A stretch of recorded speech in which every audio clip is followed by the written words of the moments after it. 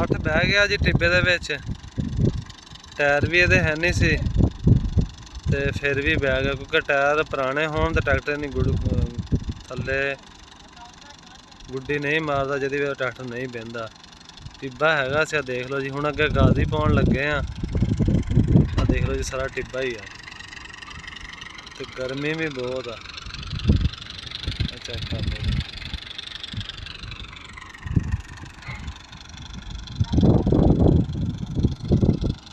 इधर वेख लो, इधर भी टिब्बा ही, सारे चार चफेरे टिब्बा ही है।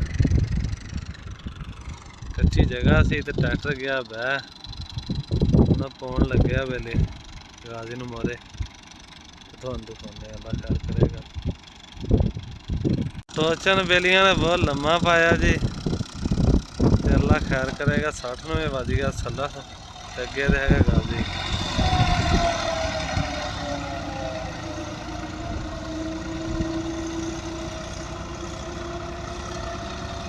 तुर गया तुर गया।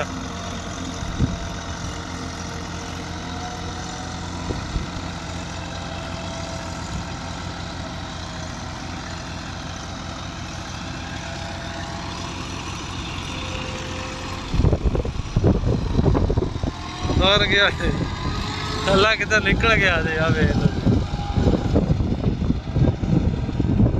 वीडियो देखना दोस्तों शुक्रिया। ते साढ़े जेह्ड़े दोस्त साढ़े चैनल ते नवे आ, साढ़े चैनल नूं सबसक्राइब करियो ते वीडियो नूं लाइक करियो। अल्लाह हाफिज़।